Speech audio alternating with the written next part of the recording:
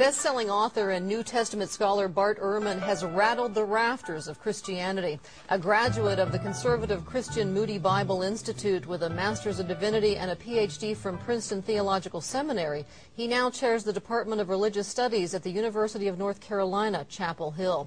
We'll talk with him about current debates over Scripture and about why he came to regard his earlier faith in the perfect inspiration of the Bible as misguided. Thanks so much for joining us.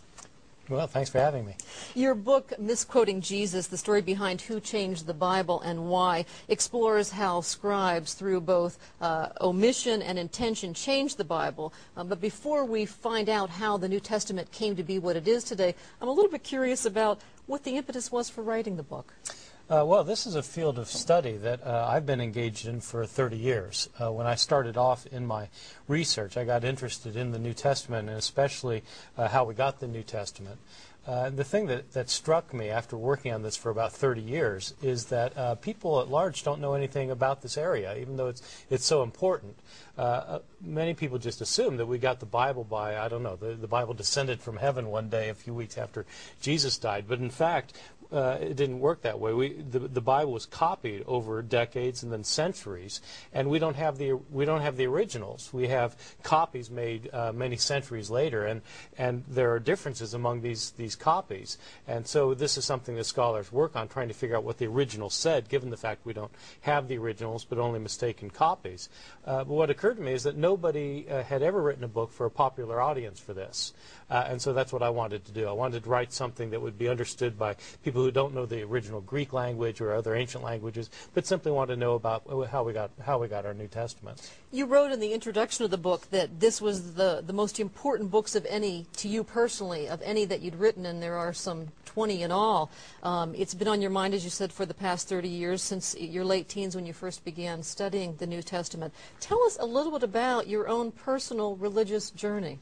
Well, I was raised in an Episcopal church, but when I was in high school, I had a born-again experience and became an evangelical Christian, which is why I went off then to Moody Bible Institute, which is a very conservative, fundamentalist Bible college, which I enjoyed at the time. And this was a place that emphasized that the Bible is the inerrant Word of God. There are no mistakes in the Bible of any kind. And that's what I accepted then for a number of years. But then as I went on after Moody and went to another college, went to Wheaton College to do my bachelor's degree, I learned Greek. And I started reading the New Testament in the original Greek language. And I started being troubled by the fact that we didn't actually have the original text of the New Testament. Because it started making less sense to me to say that the words of the New Testament had been inspired by God if there are places where we don't have the words. Because why would God bother inspiring the words so that we would have them if, in fact, He hadn't preserved the words that we really would have them? And so this started forcing me to rethink a lot of my evangelical beliefs, and it started leading me away then from fundamentalist Christianity. In fact, you said you lost your last shred of faith while you were teaching a class at Rutgers. How painful was it for you, in a way, to have suddenly realized, I don't believe what I've believed for all these years? Right. Well, it is extremely painful, or was extremely painful. It's not painful anymore, because now I really think that I have a better insight into the world and into people and our place in the world. And what actually led me away from the faith wasn't so much the problem with the Bible. What led me away from the faith was the problem of suffering in the world, that there's so much misery and suffering in the world that I think can't be explained if, in fact, there's a good and all-powerful God who's in charge of it. And that happens to be the subject of the next book, the one I'm writing right now, in fact. We get another important book to me. It was very painful for me, though, because in part I'd been thinking for years and years that if you didn't have the beliefs I had, that you would spend eternity in hell. Well, that's a very deeply rooted kind of belief, and if you no longer then are in the fold and you've left the fold and you have this belief in eternal punishment, that can be very painful, obviously.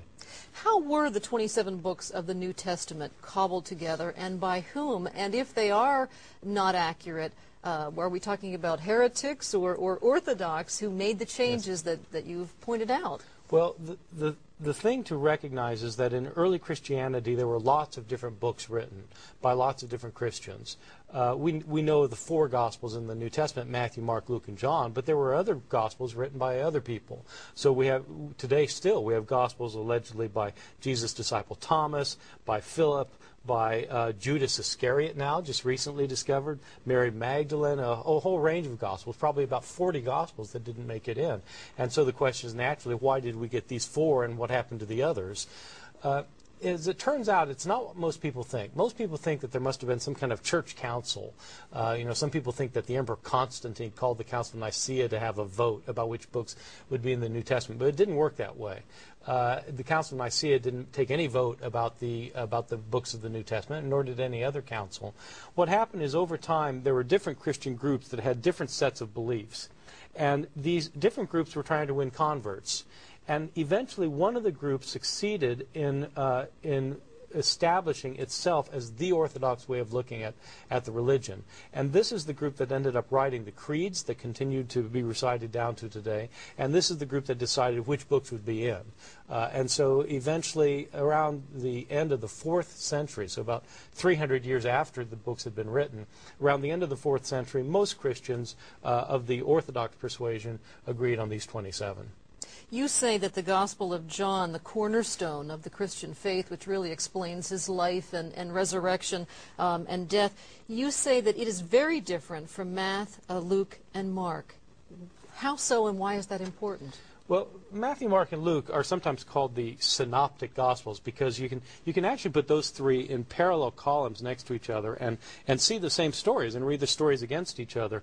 With John, you can't do that because John has so many different stories. And the question is, why does John have stories not found in the other 3, and why doesn't it have the stories that are in the other 3?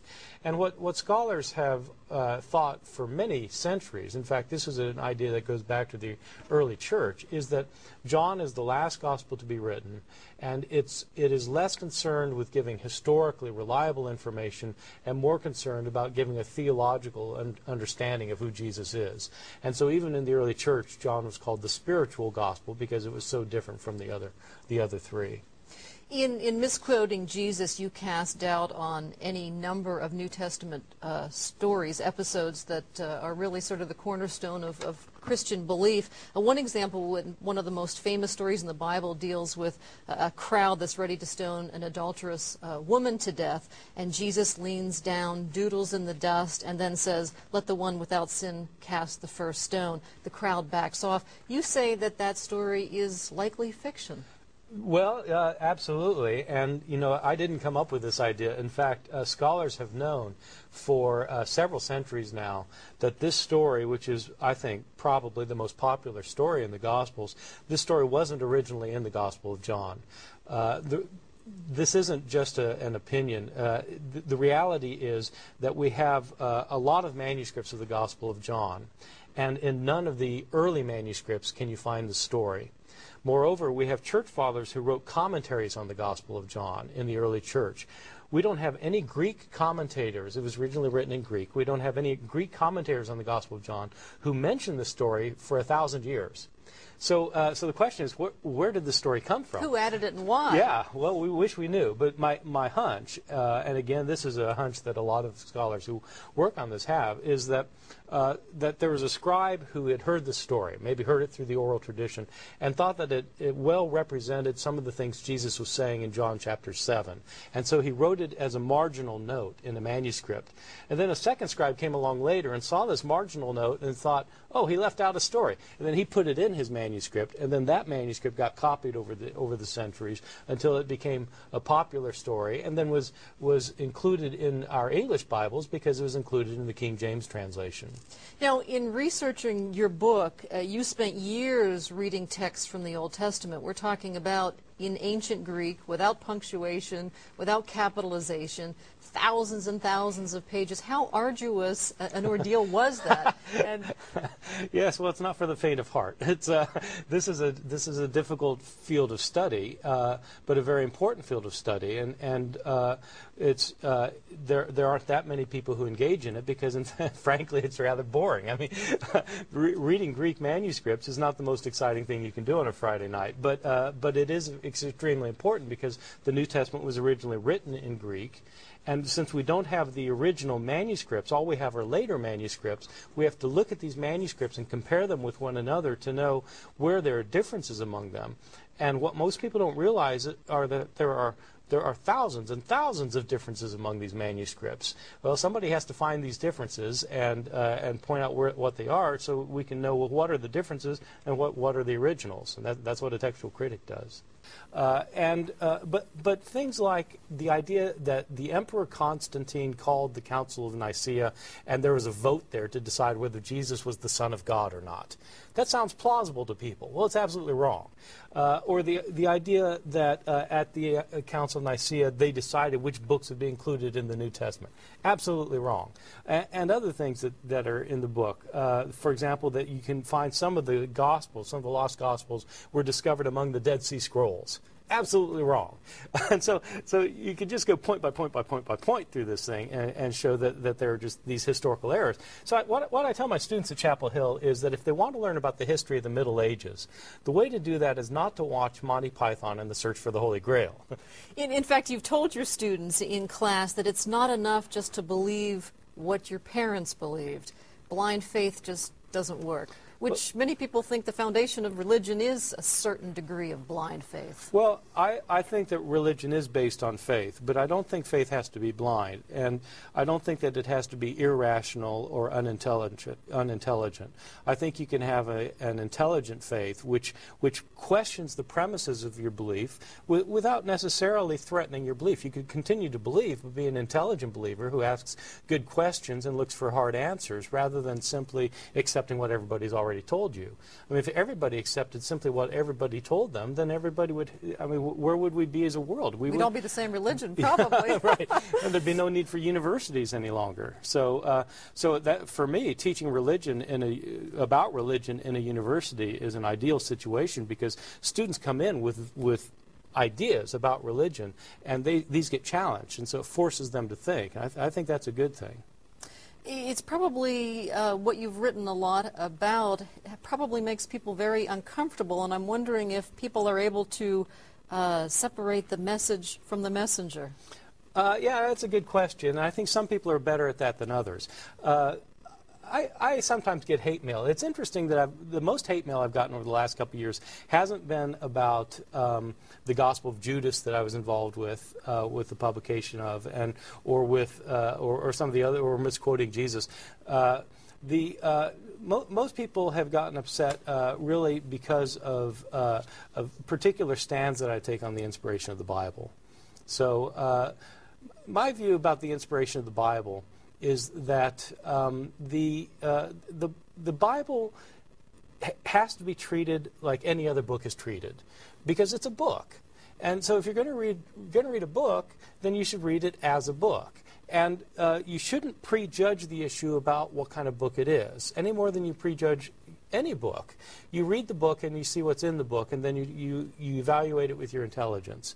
And I think doing that, I think the Bible is the classic of religious literature. I mean, it is the, I mean, for good reason, it's the best-selling book of all time. But the Bible needs to be read carefully, and people need to read it critically. Otherwise, people simply use the Bible to support whatever their own particular points of view are, and I don't think that's very helpful. In fact, critics say they should read your book, but read your work balanced against other religious scholars. Absolutely. Absolutely. You shouldn't take anybody's word for it, even mine. Now, you talk about the New Testament as being copies of copies of copies, translated over lots and lots of years, but how does it compare to the Muslim Quran or the Jewish Torah? How does it compare in terms of accuracy? And well, I'm not an expert on either the Quran or the Torah or all of the Jewish scriptures. What I will say is that in the ancient world, everybody had the same problem, which was that there wasn't desktop publishing, and you couldn't publish anything electronically, and you didn't even have Xerox machines. You didn't have carbon paper. The only way to get a book reproduced in the ancient world was by copying it by hand, one page, one sentence, one word at a time.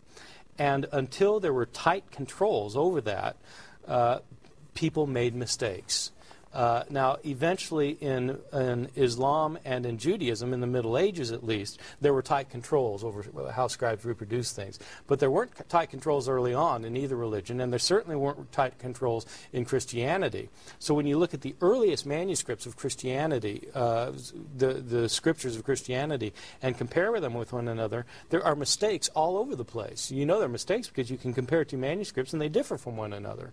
And so you have this problem that people are changing their text, and then the question is, what's the original text, what got changed? And it actually is a big problem with the Hebrew Bible. It's as big of a problem as it is with the New Testament, with the one difference being that the Hebrew Bible doesn't have very many manuscripts, whereas the New Testament has thousands of manuscripts. And on that note, unfortunately, we are out of time. Yes. Our thanks very much to Professor Bart Ehrmann of the University of North Carolina at Chapel Hill for talking with us today, and to you for tuning in. If you have comments about this program or have story ideas you'd like to share with us, you can reach us via email at pennsylvaniainsideout.psu.edu or by U.S. mail at 227 Outreach Building, University Park, Pennsylvania, 16802.